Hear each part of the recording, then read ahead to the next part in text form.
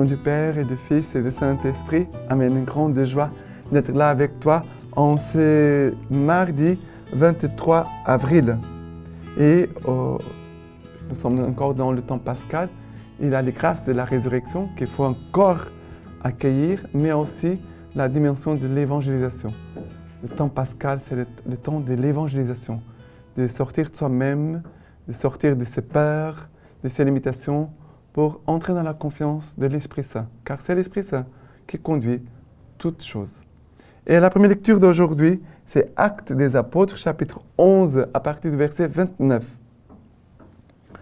Ceux-là donc qui avaient été dispersés lors de la tribulation survenue à l'occasion d'Étienne poussèrent jusqu'en Phénicie, à Chypre et à Antioche, mais sans prêcher la parole à d'autres qu'aux Juifs. Il y avait toutefois parmi eux quelques Chypriotes et Cyréniens qui, venus à Antioche, s'adressaient aussi aux Grecs, leur annonçant la bonne nouvelle du Seigneur Jésus. La main du Seigneur les secondait, et grand fut le nombre de ceux qui devinrent croyants et se convertirent au Seigneur. La nouvelle en vint aux oreilles de l'église de Jérusalem. Il en envoya Barnabé à Antioche. Lorsqu'il arriva et qu'il vit la grâce accordée par Dieu, il s'en réjouit et les encouragea tous à demeurer d'un cœur ferme, fidèle au Seigneur. Car c'était un homme de bien, rempli de l'Esprit Saint et de foi. Une foule considérable s'adjoignit ainsi au Seigneur. Barnabé partit alors chercher Saul à Tarse. L'ayant trouvé, il l'amena à Antioche. Toute une année durant, ils vécurent ensemble dans l'église et instruisirent une foule considérable. C'est à Antioche que pour la première fois, les disciples reçurent le nom de chrétiens. Ça veut dire d'autres Christ. Chrétien, ça veut dire un autre Christ. Et ça me touche beaucoup ici l'action de l'Esprit Saint dans la vie des premiers croyants, des premiers fidèles, des premiers chrétiens, qui, à cause de la persécution, ils vont se disperser, ça veut dire qu'ils vont partir dans d'autres régions où Jésus n'avait pas encore été prêché. Et là, il commence à annoncer la bonne nouvelle, et les gens vont recevoir l'annonce de Jésus-Christ. Il nous indique ici que la main du Seigneur les secondait et grand fut le nombre de ceux qui devinrent croyants et se convertirent au Seigneur. La conversion, l'évangélisation, ce n'est pas une affaire humaine, c'est une affaire de Dieu, de l'Esprit Saint, parce que c'est l'Esprit Saint qui ouvre les cœurs et qui va convaincre les gens de leur péché, de leur besoin de conversion, de changement de vie, et bien sûr de croire en Jésus-Christ, de croire à la parole de Dieu. C'est l'action de l'Esprit Saint. Et après, il y a ici Barnabé qui va vérifier ce qui s'est passé à Antioche. Il va voir l'action de l'Esprit Saint dans la vie de tous ces gens-là qui ont reçu l'annonce de Jésus-Christ. Et il nous a dit qu'il était un homme de bien, rempli de l'Esprit Saint et de foi. Et il nous a dit aussi qu'ils s'en réjouit et les encouragea tous à demeurer d'un cœur ferme, fidèle au Seigneur. Voilà, un homme d'encouragement, Barnabé, un homme qui exhorte les gens à demeurer fidèles au Seigneur. Et parler de fidélité aujourd'hui, c'est quelque chose d'essentiel, car les gens aujourd'hui ne connaissent pas la fidélité, même pas pour les choses de Dieu, même pour... les gens vont à l'église en dimanche, après ne vont pas, après un jour viennent, après ne viennent pas. Mon Dieu, c'est triste de voir le manque de fidélité des personnes, des chrétiens, dans les choses de Dieu, mais par conséquence, certainement dans d'autres choses de leur vie. Le travail, la responsabilité dans la famille, la fidélité avec l'épouse, les enfants, voilà. Manque de fidélité. Et s'il n'y a pas de fidélité, il n'y a pas un bon témoignage. Le témoignage des chrétiens, c'est la fidélité. Et c'est très beau parce que Barnabé va chercher Saul, qui était à Tarse. Ça veut dire Saul qui est devenu Paul, qui s'est converti. Il s'est converti, mais il est resté là, à Tarse, sans rien faire. Alors, Barnabé, inspiré par l'Esprit Saint, il s'est dit, mais il faut que j'aille chercher cet homme-là pour qu'il m'aide dans la mission. Voilà l'action de l'Esprit Saint. On va chercher d'autres pour nous aider dans la mission. Et Barnabé et Paul vont instruire, nous a dit, qu'ils y instruisirent une foule considérable pendant 1 an. Ça veut dire que ici, c'est la formation. Il y a eu l'annonce de Jésus-Christ, première conversion, première annonce. Mais après, la formation, c'est la deuxième conversion. Il n'y a pas de deuxième conversion, une conversion plus profonde, s'il n'a pas de formation. Ici, Barnabé et Paul vont former les premiers chrétiens. Et c'est là, à Antioche, qu'ils vont recevoir pour la première fois le nom des chrétiens. C'est magnifique, mon Dieu, c'est très beau. Et le psaume d'aujourd'hui, c'est le psaume 87. Sa fondation sur la montagne sainte, Seigneur l'a chérie, préférant les portes des Sion à toute demeure de Jacob.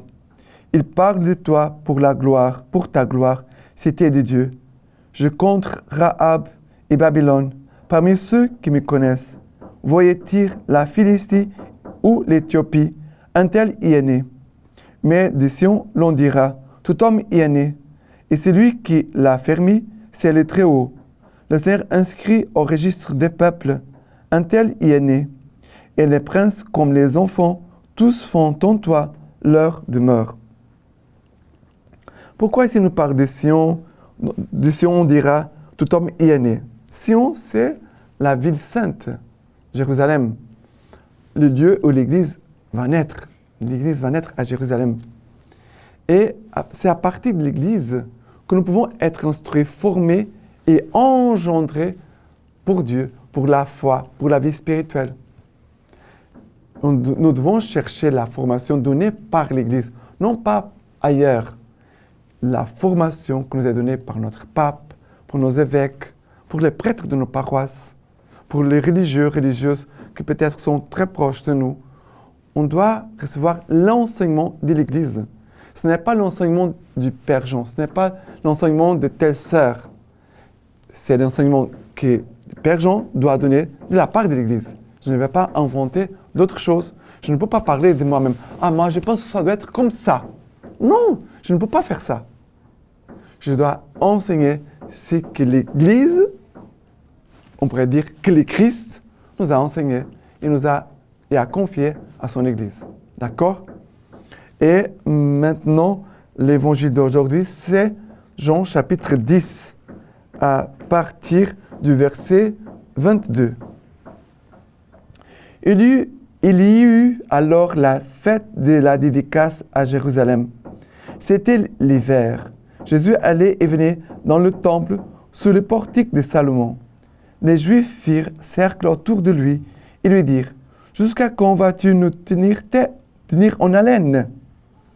Tu es le Christ, dis-le-nous ouvertement. » Jésus leur répondit, « Je vous l'ai dit, et vous ne croyez pas.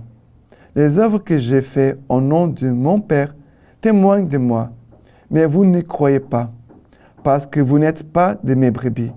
Mes brebis écoutent ma voix. Je les connais et elles me suivent. Je leur donne la vie éternelle. Elles ne périront jamais, et nul ne les arrachera de ma main. Mon Père, quant à ce qu'il m'a donné, est plus grand que tous. Personne ne me l'enlève, mais je la dépose. Nul ne peut rien arracher de la main du Père. Moi et le Père, nous sommes un. Voilà ici que Jésus nous dit, mon Père, quant à ce qu'il m'a donné, est plus grand que tous. Nul ne peut rien arracher de la main du Père. Moi et le Père, nous sommes un. Nous sommes un. Jésus ici nous parle de deux choses très importantes. l'unité de la Trinité, le Père, le Fils et l'Esprit Saint, que tout est dans les mains du Père et le Père a tout confié dans les mains de son Fils Jésus-Christ. Et le Père nous a confié à chacun de nous, nous sommes les brebis du Christ, les brebis de son Église, le Père nous a confié à Jésus-Christ. Jésus, le bon berger. Et nous devons faire attention à la voix du bon berger. La Lectio Divina nous aide chaque jour pour être attentif à la voix du bon berger, pour pouvoir identifier la voix du bon berger là où nous passons. Moi, je suis ici en train de lire la parole de Dieu. C'est le Christ qui me parle. Mais pendant ma journée, il y a plusieurs choses qui se passent. Plusieurs personnes que je rencontre, plusieurs choses que j'entends, que les gens vont me dire. Et je dois reconnaître au milieu de toutes ces choses que je vais vivre pendant ma journée, où se trouve la voix du bon berger. Ça veut dire, qu'est-ce que c'est la vérité? Qu'est-ce que c'est le mensonge? Ce qui est juste, ce qui n'est pas juste. Parce que Jésus, ici, il dit, je vous ai parlé, je vous l'ai dit, et vous ne croyez pas. Et il voulait savoir, dis-nous-le ouvertement, si tu es le Christ. Jésus dit, mais je vous l'ai dit, et vous n'y croyez pas. Ça veut dire qu'il n'écoutait pas la voix de Jésus-Christ. Il n'était pas ouvert à la vérité. Il n'était pas ouvert à la voix de mon berger. Et nous devons faire très attention. La Lectio Divina, c'est quelque chose d'essentiel que nous devons faire chaque jour. Et même les enfants, les adultes, toutes les personnes, on doit les enseigner. Barnabé et Paul, ils ont instruit les premiers chrétiens à Antioche. La Lectio Divina, c'est pour ceux qui veulent se laisser instruire jour après jour par la parole et l'enseignement de l'Église. D'accord? Maintenant, la lecture patristique d'aujourd'hui de Saint Pierre Chrysologue nous a dit ceci. Mes frères, ces sacrifices du Christ dépendent du modèle qu'il nous en a donné lorsqu'il a immolé son corps pour que sa vie donne la vie au monde. Et vraiment, il a fait de son corps un sacrifice vivant, puisqu'il vit en étant immolé.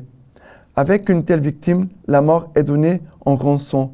Les sacrifices demeurent, le sacrifice est vivant. La mort reçoit son châtiment. C'est pourquoi les martyrs naissent en mourant, commencent leur vie lorsqu'ils la finissent, vivent pour leur mise à mort et brillent dans le ciel, alors que sur la terre, on croyait à leur extinction. Maintenant, je vous laisse la bénédiction par les mains toutes pures de la Vierge Marie. Que Dieu Tout-Puissant vous bénisse et vous garde, le Père, le Fils et le Saint-Esprit. Amen.